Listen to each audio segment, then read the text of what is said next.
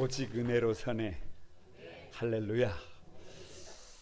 여러분, 우리 같이 한번 인사를 나눕니다. 주님의 은혜가 여러분에게, 앞뒤 전후 좌우로 주님의 은혜가 여러분에게, 주님의 은혜가 여러분과 함께 하시기를 바랍니다. 가만히 저를 한번 주목해 보시기 바랍니다. 이 세상에서 가장 큰 문제가 뭐라고 생각하십니까?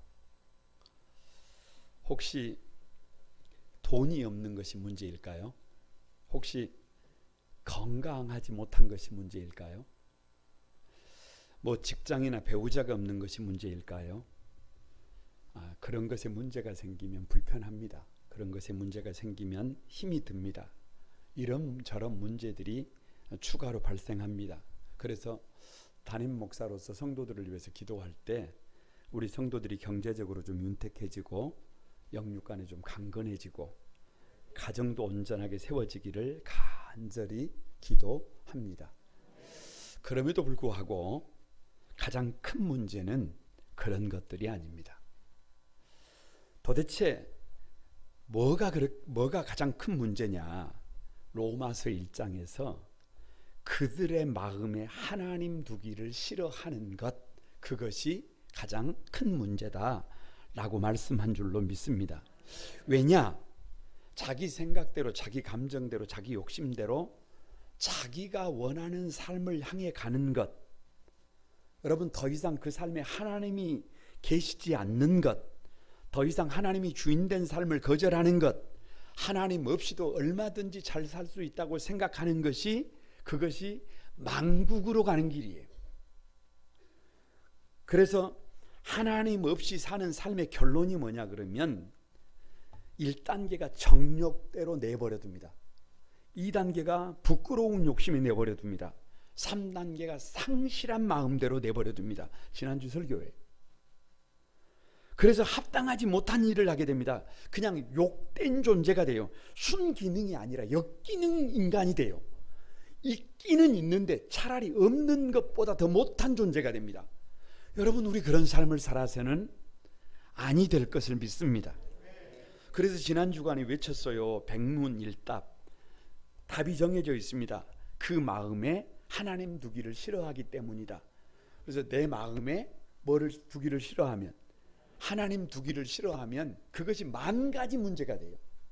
그래서 줄여서 하나님 두기를 싫어한다. 앞자만 떠가지고 하두실이, 하두실. 뭐라고요? 하두실.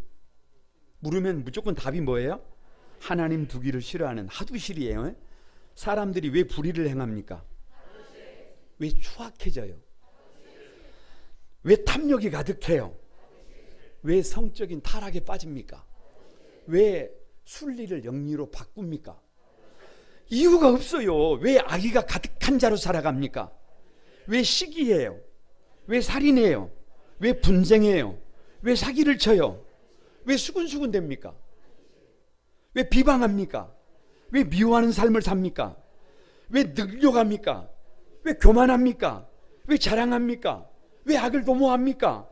왜 부모를 거역합니까? 하나님, 그 마음에 하나님 두기를 싫어하기 때문이에요. 다른 게 문제가 아니라니까요. 그 문제를 해결하지 못하면 인간은 답이 없어요. 하나님 마음, 그 마음에 하나님 두기를 싫어하면 상실한 마음이 찾아오는데요. 잘 살아보고 싶은 마음이 없어져요. 사람답게 살아보고 싶은 마음이 없어져요. 정직하고 싶은 마음이 없어져요. 가치 있는 삶을 살아보고 싶은 마음이 실종됩니다. 마음이 허무해져요. 엉망진창이 됩니다. 악취가 진동하는 삶을 살게 됩니다. 순기능으로 살지 못하고 역기능의 삶을 삽니다. 여러분, 그렇게 살면 안 된다니까요. 거기서 돌아서야 된다니까요. 그 마음에 하나님을 모시고 믿음으로 역기능이 아니라 순기능으로 살아야 해요. 그래서 우리의 삶도 다른 사람들을 웃게 하는 삶을 살 거 아니에요. 없으면 안 되는 삶을 살 거 아니에요. 성도답게 한번 살아봐야 되지 않겠습니까? 여기까지가 지난주 설교예요. 황홀한 구원 5번째인데요. 나는 선한 사람이다라고 생각하는 사람들에게, 이 말을 줄이면 나선사. 나는 선한 사람이다 라고 생각하는 사람들에게, 너무 길잖아요. 그래서 줄여서 나선사들에게. 왜냐?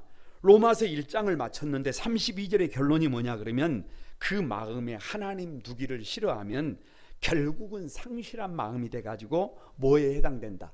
사형에 해당된다. 여러분, 이게 결론이에요. 하나님 없는 인생의 결론이 그거예요.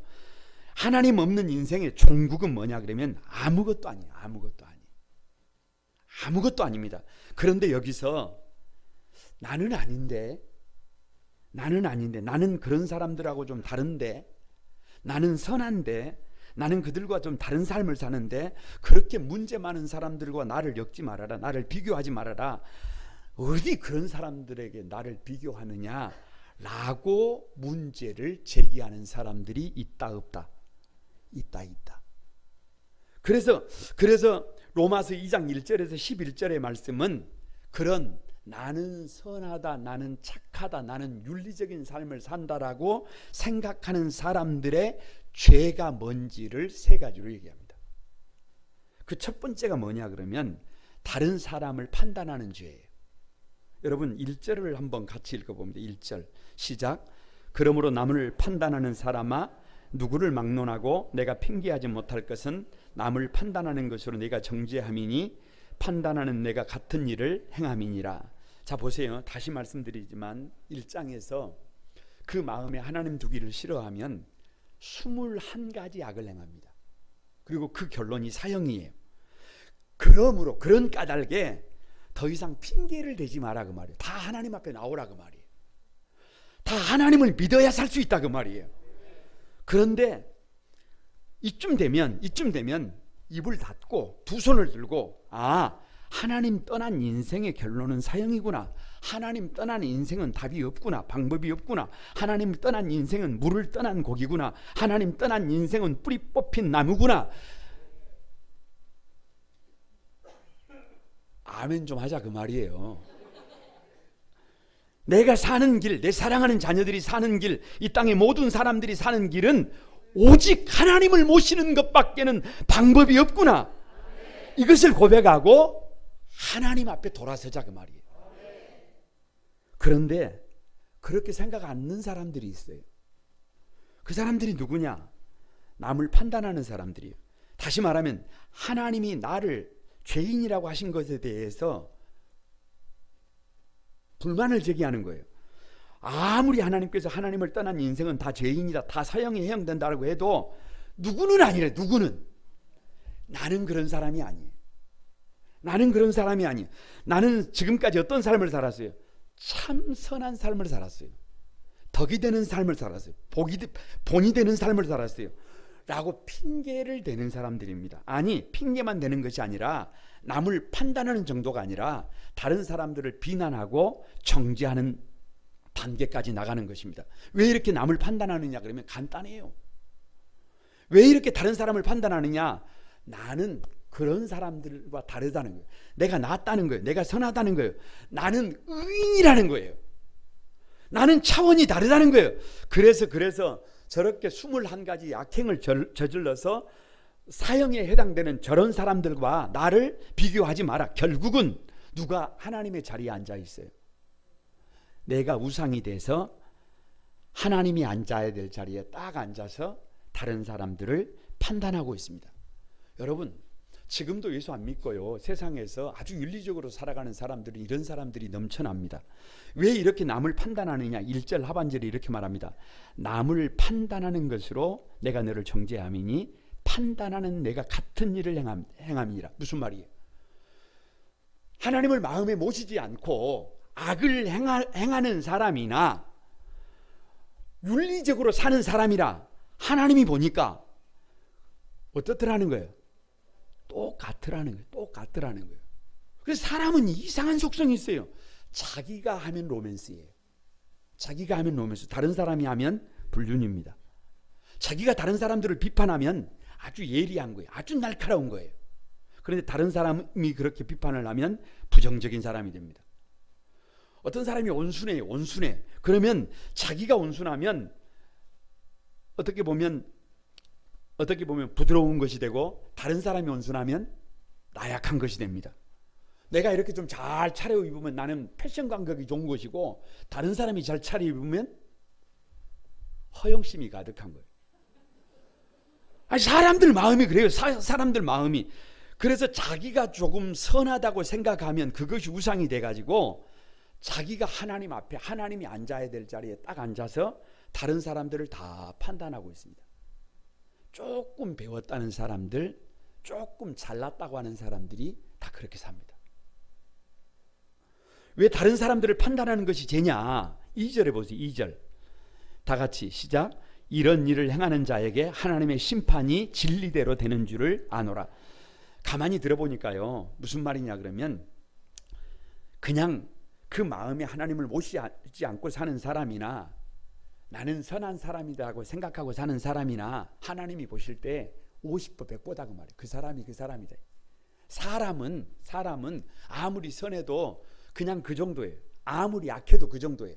그래서 여러분 누가 뭐라고 해도 여러분 오히려 죄송하지만 나는 선한 사람이다라고 생각하는 그 사람이 문제일 가능성이 많아요. 왜냐? 성경을 좀 가만히 주목을 해보세요. 성경에 많은 사람들이 등장을 하는데 나는 죄인입니다, 나는 구원의 여망이 없습니다라고 죄를 지으면서 그렇게 고백하고 돌아서는 사람들이 구원의 가능성이 있어요? 아니면 나는 죄인이 아니다, 나는 선한 사람이다, 끝까지 핑계를 대는 사람들이 구원받을 가능성이 많아요. 그럼 뭐로 물어와요? 죄인이라고 고백하고 돌아오는 사람들에게 구원의 길이 열려 있는 줄로 믿습니다. 사람은 뭘 좀 안다고 하면, 뭘 좀 나름대로 이력이 좀 붙으면 다른 사람을 판단하는 못된 습성이 있어요. 교회 안으로 좀 들어와 보세요. 그러면 먼저 믿었다고 하는 사람들, 교회 생활을 좀 오래 했다고 하는 사람들이, 여러분 그런 현상이 많아. 하나님의 말씀을 들을 때는 적용을 누구에게 시켜야 해요? 나에게 시키는 거예요. 그런데 설교를 하면 꼭 김 집사가 들어야 한대, 이 집사가 들어야 되는데, 부부가 같이 앉아서 하나님의 말씀을 들으면 가끔가다 이렇게 보면 아내들이 남편의 무릎을 탁 칩니다. 잘 들어, 당신에게 하는 말이야. 그런 게 아니에요, 여러분. 그런 게 아니에요. 자칫 잘못하면 집에 있는 탕자 형, 어찌 보면 여러분 그 맏아들의 잘못을 누가 되풀이할 수 있어요? 저와 여러분이 되풀이할 수 있어요. 무슨 말이에요? 더 이상 다른 사람들을 판단하지 말고 저와 여러분이 하나님 앞에 죄인인 것을 자복하고 두 손 들고 하나님 앞에 나아가는 것이 우리가 살 길임을 믿습니다. 가끔 교회사를 더듬어 보면은요, 깜짝 놀랄 때가 있어요. 왜냐 그러면 지금부터 한 110여 년 전에 1894년 정도 호남 선교를 위해서 저 유진별 선교사와 오현 선교사가 선교의 거점의 필요성을 역설합니다. 선교를 하려면 축이 필요하잖아요. 본부가 필요하잖아요. 그래서 선교를 할 때 호남 선교를 위해서 하나는 전주, 그리고 하나는 나주를 선택했어요. 그래서 거점을 만들려고 땅을 구입하고 막 이 선교사들이 열심히 노력을 하고 있는데 문제가 생겼어요. 나주에서 유림들이 들고 일어나서 땅을 매입하는 것부터 반대하고 오히려 땅을 판 사람들까지도 그 동네에 살지 못하게 하는 그런 일이 있었습니다. 그래서 선교사들이 무등산을 넘어서, 그 험한 무등산을 넘어서 어디로 왔느냐 그러면 광주로 왔어요. 그때 주소가 어떻게 되느냐 그러면 나주군 효천면 양림리예요. 양림리. 그러니까 그 당시만 해도 광주는 어떤 곳이에요? 아주 비루한 곳이, 비루한 곳. 누가 살만한 곳이 아니에요. 사람들이 살만한 곳이 아니에요. 그런데 여러분 그 양림리가 왜 양림리인 줄 아세요?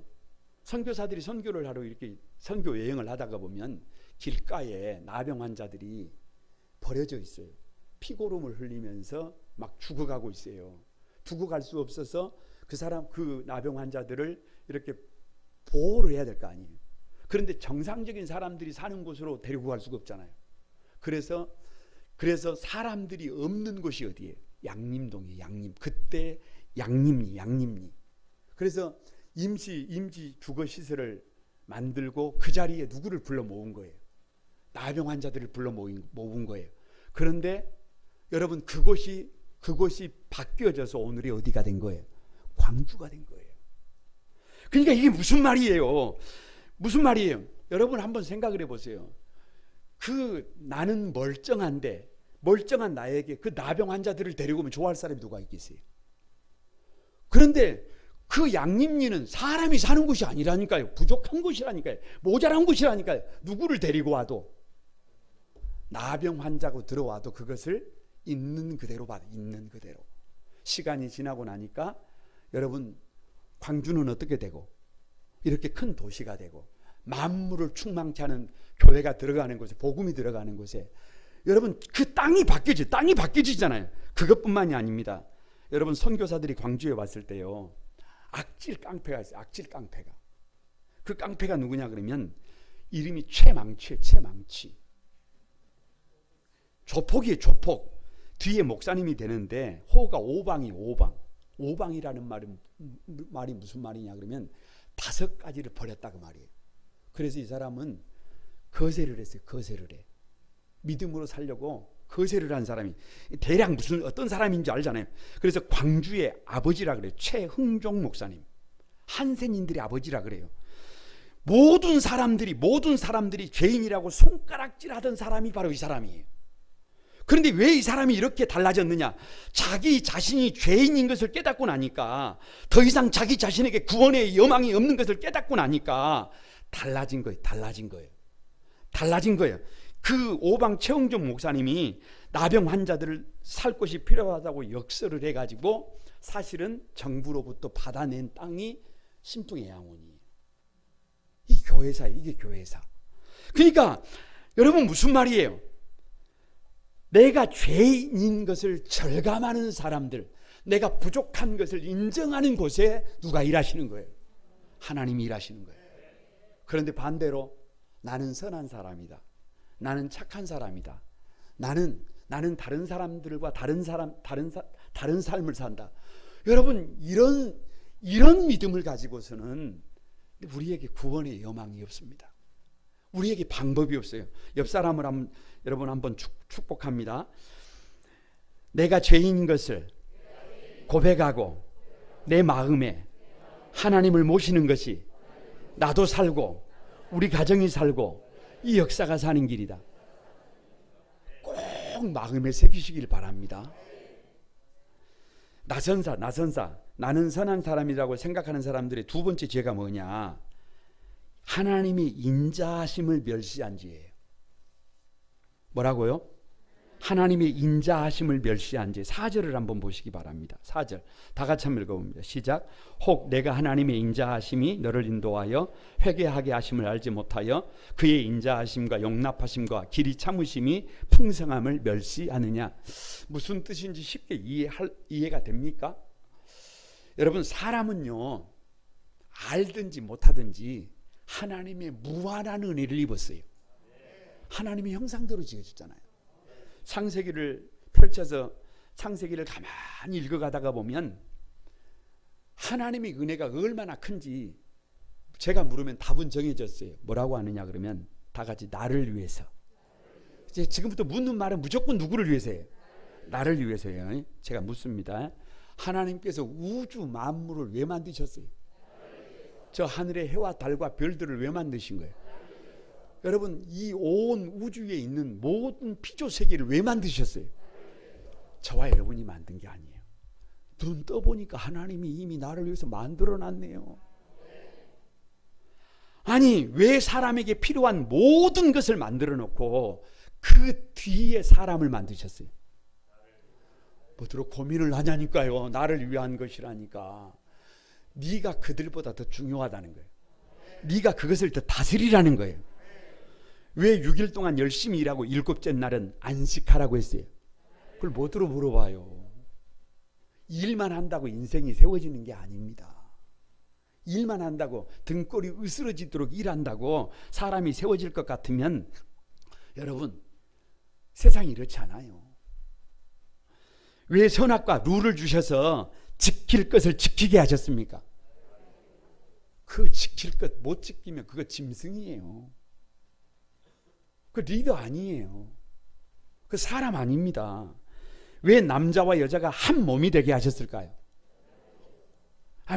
왜 물어요 그걸? 하나님이 저와 여러분을 보시고 결혼을 해가지고 행복해하는 모습을 하나님이 보고 싶어 하신다니까요. 할렐루야. 그래서 하나님의 인자하심이 뭐냐 그러면 여기 인자라는 말이 여인들의 자궁을 의미해요. 자궁을 의미해요. 여러분 자궁에 생명이 착상을 하잖아요. 그러면 모든 필요를 누가 공급을 해요? 자궁이 공급을 해요. 그런데 시간이 지나고 나면 그 안에서 자라난 생명이 지가 막 뭐 되는 줄 알아. 지가 뭐 한 줄 알아. 그게 아니에요 여러분. 그게 아니고 최적의 조건으로 태아를 보호해주고 어찌 보면 모든 생명을 보호해주고 필요한 것을 공급해서 그 생명이 자라나게 한 줄로 믿습니다. 마찬가지요. 마찬가지. 우리가 아무것도 모르고 있을 때에도 우리를 용납해 주시고 잘못을 해도 오래 참아 주시는 것이 하나님의 인자하심임을 믿습니다. 그래서 어떻게 되었느냐? 어느 날 눈을 뜨고 철이 들고 이렇게 보니까 세상에 하나님께서 나를 이렇게 아름답게 만들어 놓으셨네요. 이렇게 아름답다 그러니까 뭐 여기가 뭐 이게 아름답다 이런 건 줄 알고 착각하실 수도 있는데 그런 의미가 아니라 여러분이 아는 것보다 여러분을 더 귀하게 만들었습니다. 여러분이 아는 것보다 여러분을 더 아름답게 만드셨습니다. 소중한 존재로 빚어주셨습니다. 감사할 것이 넘쳐나요. 감사할 것이 넘쳐나. 아니 세상을 사실은 힘들게 산 분들도 많지만 지금까지 그렇게 힘든 줄 모르고 여기까지 살아왔어요.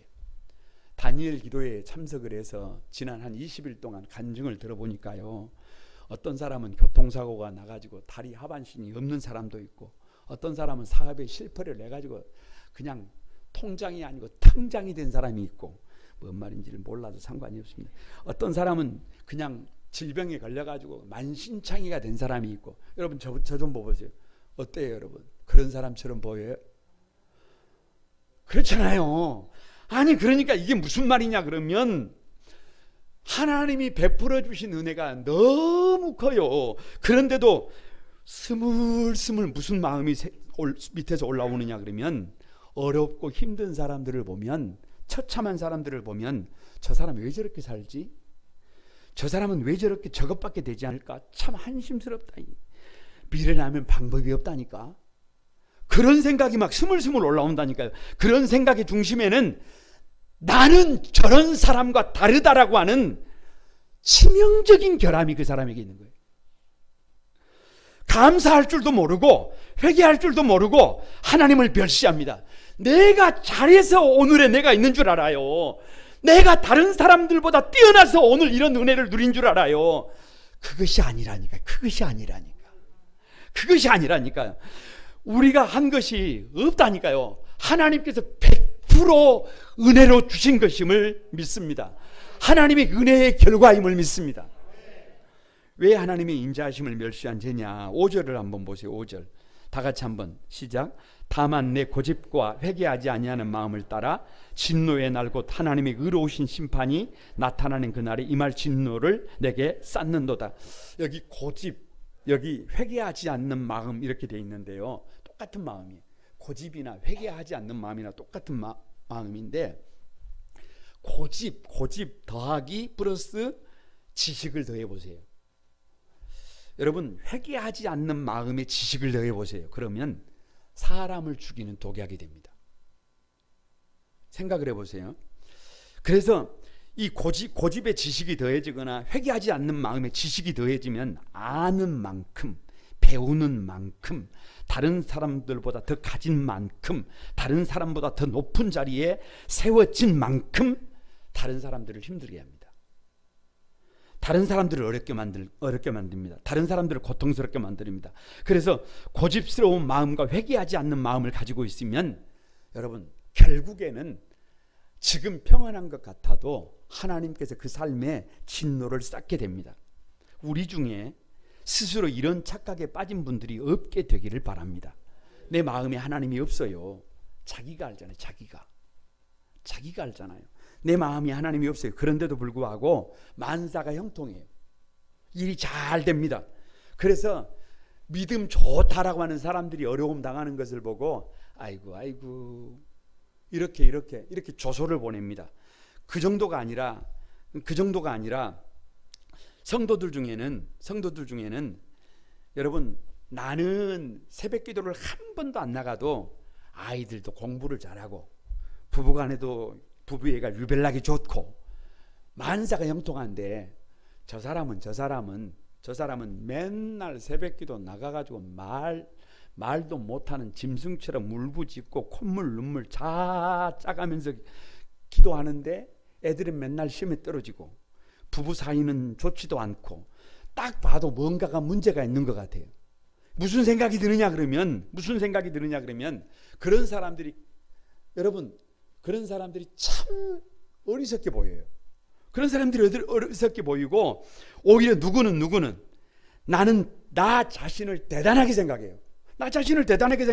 감사할 줄도 모르고 다른 사람들을 별 볼 일 없이 여기는 경우가 많아요. 여러분, 세상이 그렇게 단순하지 않습니다. 결국은 진노의 날, 곧 하나님의 의로우신 심판 앞에 저와 여러분이 서야 될 날들이 성큼성큼 다가오고 있는 것을 반드시 알아야 합니다. 그래서 5절 하반절에 이렇게 말씀하세요. 하나님의 의로우신 심판이 나타나는 그날에 임할 진노를 내게 쌓는도다. 한 장, 두 장 그렇게 쌓다가 보면 어떻게 되는 거예요? 문제가 되는 거예요. 하나님께서 이 사람에게 아니 우리에게 불행한 일이 생기지 않도록 인자와 풍성함으로 지금까지 인도해 주신 이유가 뭐냐 그러면 저와 여러분의 삶의 방향을 바꾸라는 거예요. 회개하기를 기다리신 거예요. 돌아서기를 기다리고 또 기다리신 거예요. 언제쯤이나 철이 들까? 언제쯤이나 삶의 방향을 바꿔서 하나님의 기쁨이 될 수 있을까? 기다리고 또 기다리고 있는데 만일 마음을 고쳐먹지 않고 그대로 달려가면 어떻게 되는 거예요? 뭘 어떻게 돼요? 하나님의 진노가 나타난다 그러잖아요. 여러분, 성경을 가만히 볼 수 있어야 해요. 성경을 보면 믿음이 없는 가인 족속이 나와요. 가인 족속. 가인의 족보가 있어요. 가인의 족보를 보면 그 가인의 족보에서 누가 나오느냐 그러면 거인들이 나옵니다. 여러분 잘 아시는 안악자손이 나와요. 네피림이 나와요. 영웅 호골이 나옵니다. 기계와 음악과 목축업의 시조 조상들이 나와요. 힘의 상징인 성을 쌓아요. 이야, 대단합니다. 엄청 대단해요. 그런데요, 어느 날 눈 떠보니까 일장춘몽이에요. 어느 날 눈 떠보니까 한순간에 모든 것이 오프돼요. 여러분, 우리 삶이 그렇게 될 수 있습니다. 우리 삶이 그렇게 될 수 있어요. 인생의 끝자락에 서서 젊을 때는 괜찮아요. 젊을 때는 한 번 정도 그렇게 뒤집어져도 다시 일어날 시간이 있잖아요. 그런데 문제는 살 만큼 살았어요. 저 인생의 끝자락에 섰어요. 근데 그때가 여기가 아닌가벼, 잘못 살았는가벼 이래버리면 이게 여러분 보통 문제가 아니에요. 그래버리면 방법이 없어요. 지금 하나님의 인자하심이 저와 여러분에게 가득할 때, 하나님이 긍휼이 풍성할 때 삶의 방향을 바꿔야 합니다. 내가 원하는 삶이 아니라 하나님이 원하시는 삶으로 바꿔야 합니다. 지금 여러분의 삶의 자리가 살만해요? 별로 어려움이 없어요? 지금 풍요로워요? 그러면 기억해, 내가 잘나서가 아니라는 거예요. 내가 대단해서가 아니에요. 하나님께서 기회를 주시고 있는 거예요. 삶의 방향을 바꾸라는 거예요. 이것이 팩트예요. 이것이 팩트. 왜?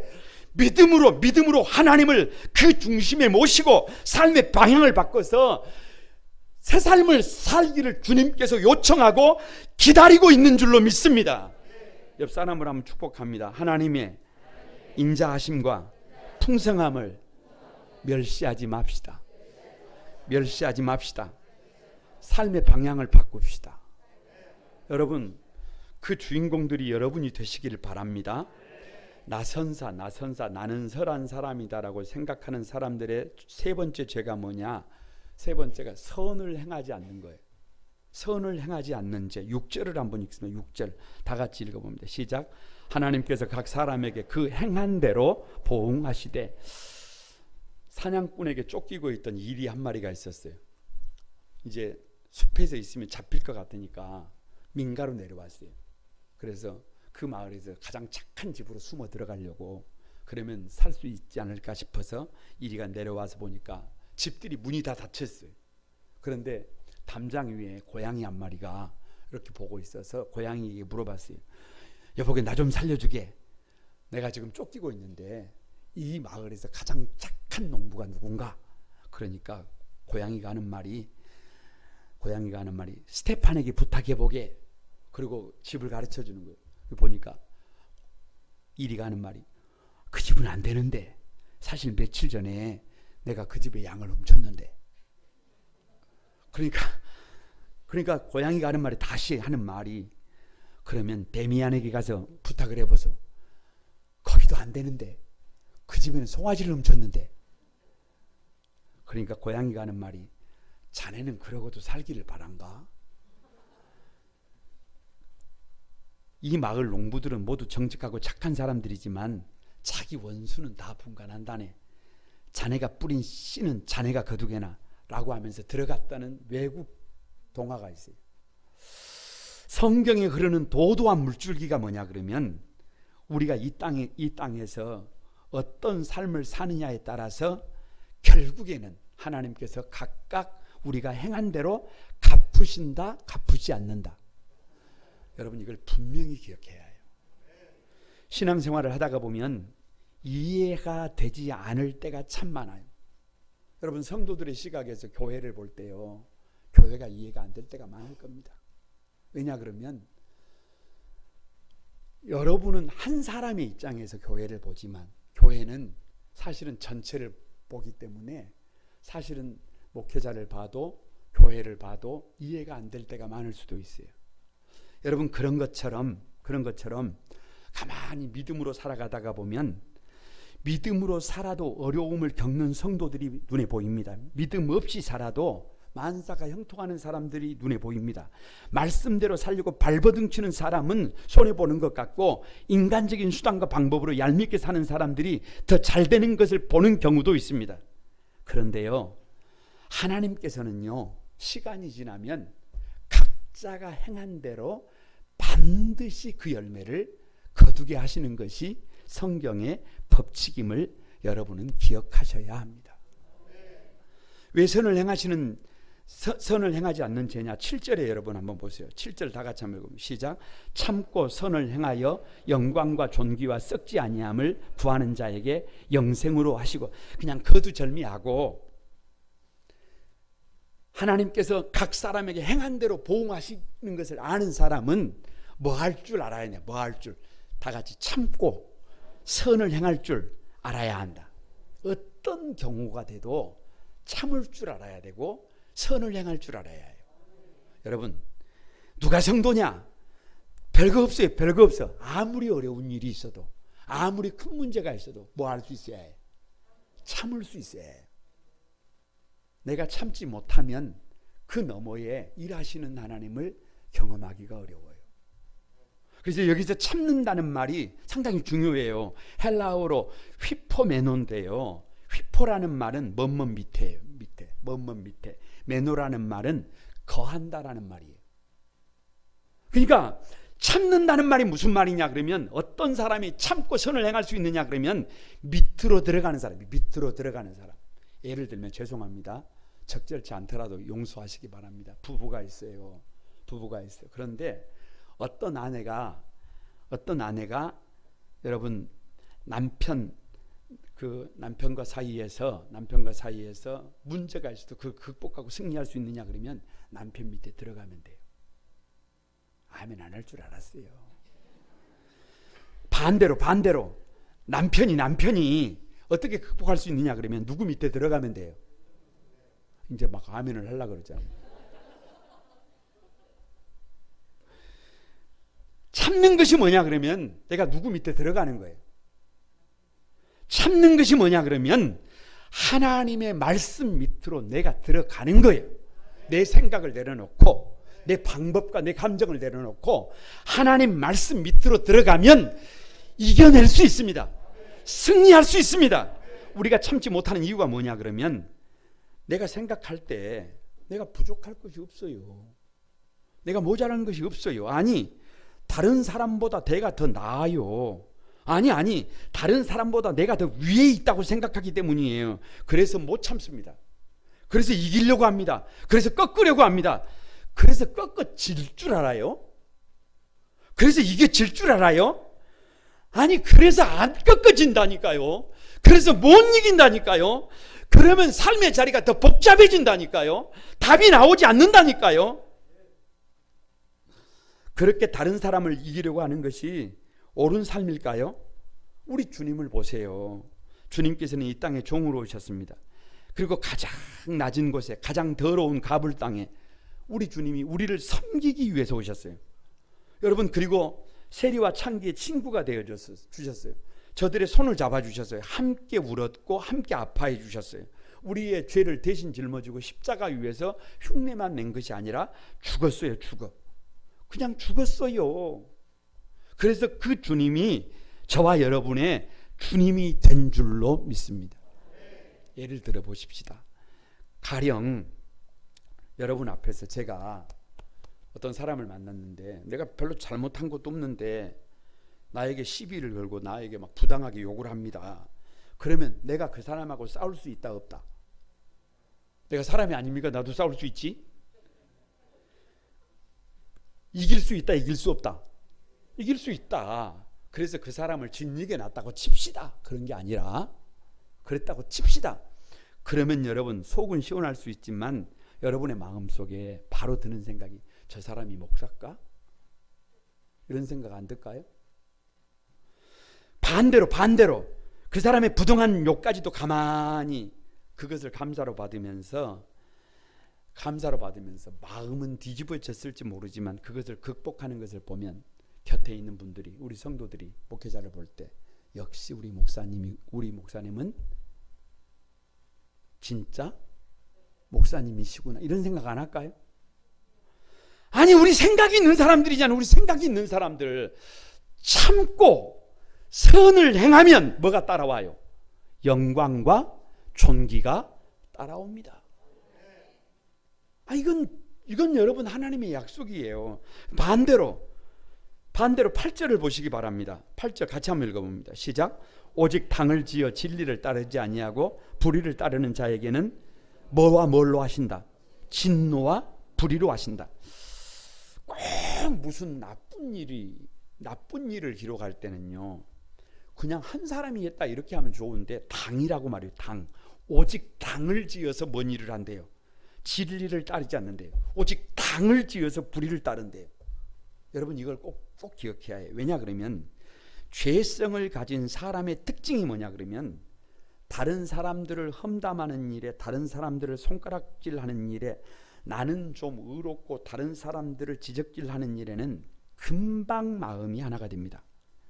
그래서 서로가 서로를 비방하기 위해서는 금방 짝이 됩니다. 이게 인간이에요. 이게 인간. 그래서 로마서 1장 32절의 결론이 뭐냐 그러면 이 같은 일을 행하는 자는 사형에 해당한다고 하나님께서 정하심을 알고도 자기들만 행할 뿐 아니라 다 같이 또한 그런 일을 행하는 자들을 옳다 한다. 그러니까 여러분 이거 무서운 말이에요. 이것이 무서운 말. 자기 혼자만 불의를 행하는 것이 아니라 누구까지 그렇게 만드는 거예요?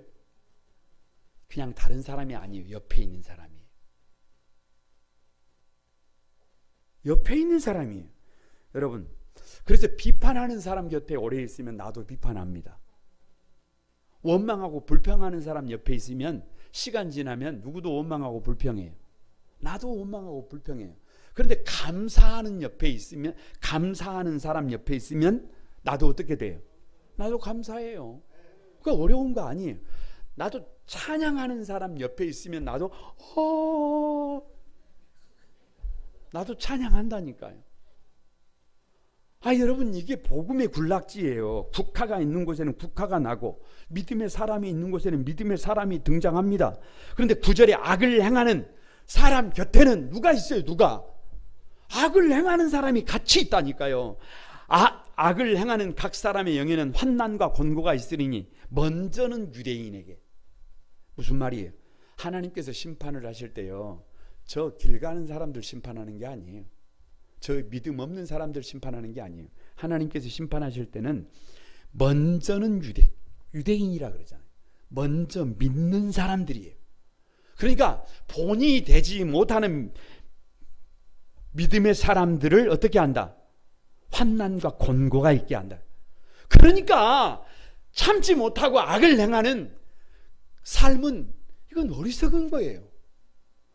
이건 여러분, 그 끝은 장담할 수 없어요. 무슨 말이에요? 이것을 뒤집으면 믿음으로 선을 행하는 것이, 믿음으로 참고 선을 행하는 것이 누가 살 길이다. 우리가 살 길임을 믿습니다. 옆 사람을 한번 축복합니다. 각 사람의 행한 대로 받습니다. 이제는 하나님을 모시고 끝까지 하나님이 기뻐하는 삶을 살아봅시다. 해야 할 일은 해야 해요. 하지 말아야 할 일은 하지 말아야 해요. 그것이 성도들의 여러분 모습이, 아름다운 모습이 되기를 주님의 이름으로 축복합니다. 우리 찬양하면서 같이 기도하겠습니다.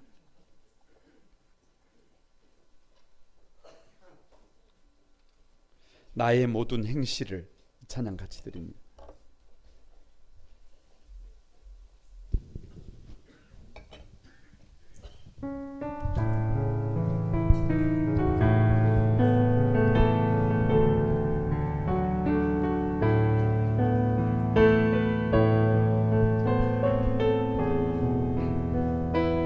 다 같이 드립니다. 나의 모든 행실을, 나의 모든 행실을 주여 기억하시고 바른 길로 인도하소서.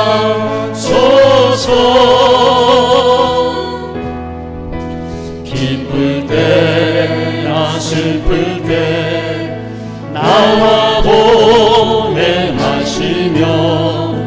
밤낮으로 인도하소서. 나의 모든 실수를, 나의 모든 실수를 주여 용서하시고 바른 길로 인도하소서.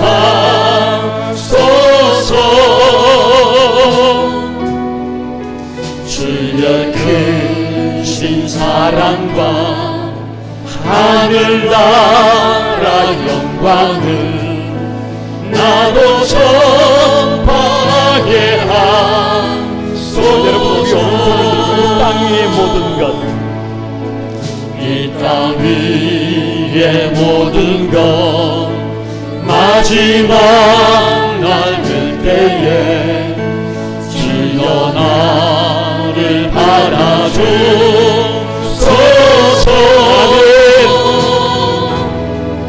주의 얼굴 대할 때 귀한 상급 주시고 면류관을 쓰게 하소서. 여러분 두 손 들고 같이 한번 내 모든 형편을, 내 모든 형편을 다 기억하시고 늘 나와 동행하옵소서. 아멘. 나의 생명 주 앞에 남김없이 드리니 주여 나를 지켜주. 다시 한 번만, 내 모든 형편을 다 기억하시고 내 모든 형편을 다 기억하시고 늘 나와 동행하옵소서.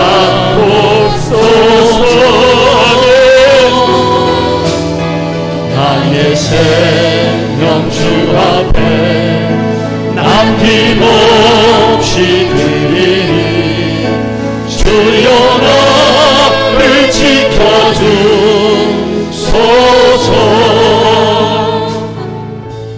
여러분, 우리 같이 한번 기도하십시다. 혹 우리 성도들 중에 아직도 나는 선한 사람이다, 나는 다른 사람들과 다르다, 나 정도면 괜찮다 라고 생각하면서 그 마음에 하나님 없는 삶을 살고 계십니까? 여러분, 그러면 안 됩니다. 돌아서야 합니다. 돌아서서 주님께로 나와야 합니다. 그 마음에 하나님을 모시는 삶으로 삶의 방향을 바꿔야 합니다. 그래야 나도 살고, 그래야 우리 가족도 살리고, 그래야 이 시대와 역사를 살릴 수 있는 줄로 믿습니다.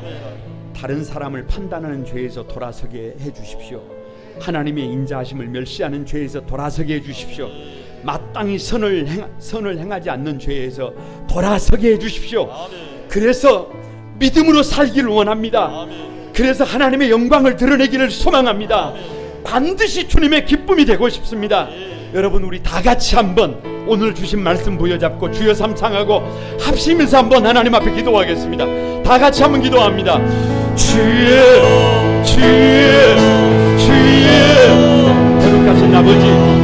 거룩하신 아버지, 나는 선한 사람이라고, 나는 다른 사람들과 다르다고, 나 정도면 괜찮다고 아버지 하나님 생각하면서 여전히 그 마음에 하나님 모시기를, 하나님 아버지 전이하는 아버지 사람들이 있습니까? 성도들이 있습니까? 한 사람 한 사람 주님께서 점검해 주소서, 돌아서게 해 주소서. 아버지, 우리 마음속에 하나님을 모시지 않고는 아버지 답이 없습니다. 오 하나님, 내가 아버지 하나님의 자리에 앉아서 다른 사람을 판단하는 영적 우상이 되지 않게 도와주시고, 아버지 하나님의 인자하심을 멸시하는 어리석은 삶이 되지 않게 도와주시고, 마땅히 행할 선을 행하지 못하는 어리석은 삶을 살지 않게 해주셔서, 아버지, 우리 한사망에 사랑하는 성도들, 아니 이 땅의 모든 영혼들이 주님 앞에 돌아나와 영광을 돌려드리는 복된 성도들 다 되도록 도와주시옵소서. 역사에 주옵소서. 거룩하신 주님, 은혜와 사랑을 감사드립니다.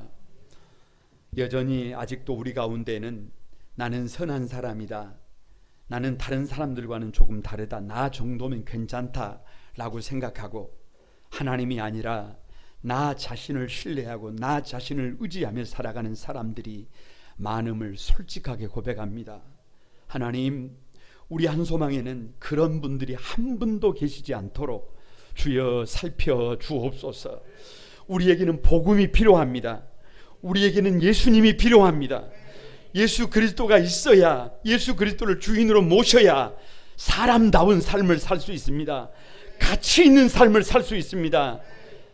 내가 우상이 돼서 하나님의 자리에 앉아 다른 사람을 판단하는 어리석은 자리에서 돌아설 수 있도록 도와주옵소서. 하나님이 베풀어 주신 인자가 얼마나 많은데, 하나님이 베풀어 주신 은혜가 얼마나 크고 막중한데, 그것을 알지 못하고 내가 잘해서, 내가 잘나서, 내가 대단해서 이런 것을 누리고 있는 줄 착각하는 자리에서 돌아설 수 있게 허락하여 주옵소서. 마땅히 해야 할 선을 행하지 못하고 어리석은 삶을 살고 있는 우리를 용서해 주시고, 돌아서서 사람답게, 성도답게 믿음으로 살아갈 수 있도록 역사해 주옵소서.